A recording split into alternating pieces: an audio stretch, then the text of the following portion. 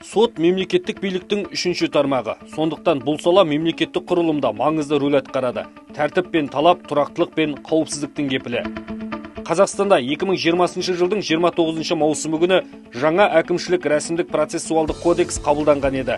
Ол араға жыл салып, 2021 жылы 1 шілдеде күшіне енді.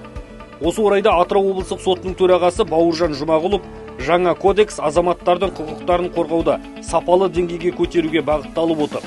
Басты мақсат мемлекеттік органдармен дауласу кезінде жеке және заңды тұлғалардың құқықтары мен заңды мүдделерін қорғау.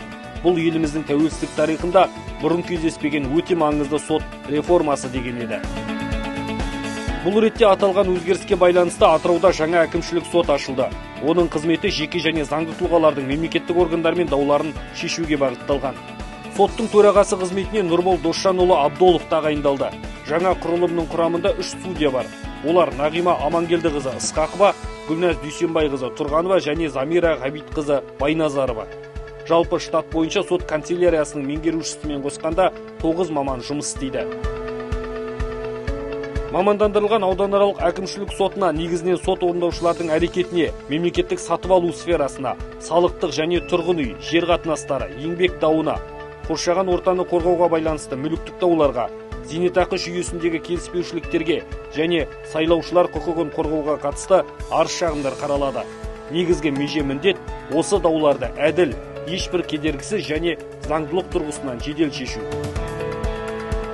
Осы орайда әкімшілік рәсімдік процессуалдық кодекстің талап тәртіптерін түсіндіру және талқылау мақсатында жеке сот орындаушыларымен бірге дөңгелек үстел ұйымдастырылғанын айта кеткен жөн.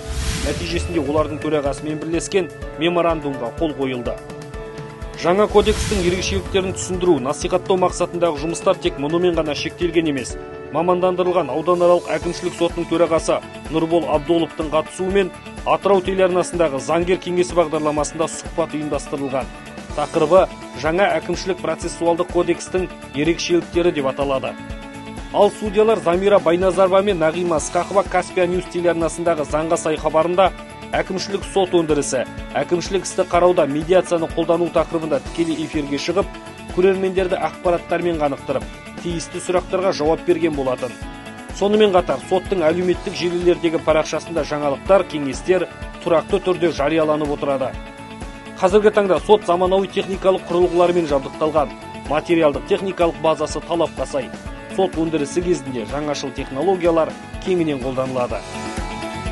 2021 жылдың 1 шілдесінен бастап 30 қыркүйекке дейін сотқа 208 әкімшілік іс түскен, 35 істің шешімі шығарылған, 12 іске медиациялық келісім бекітілген, 6 әкімшілік іс соттылығы бойынша жолданған, 1 іс біріктірілген.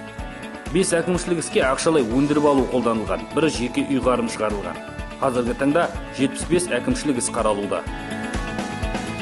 Әрине, білікті қызметкерлерден құрылған жаңа әкімшілік соттың маңызы жоғары, рөлі ерекше. Жеке және заңды тұлғалардың құқықтары мен мүдделерін қорғау жолындағы әділ қадамы нәтижелі болғай.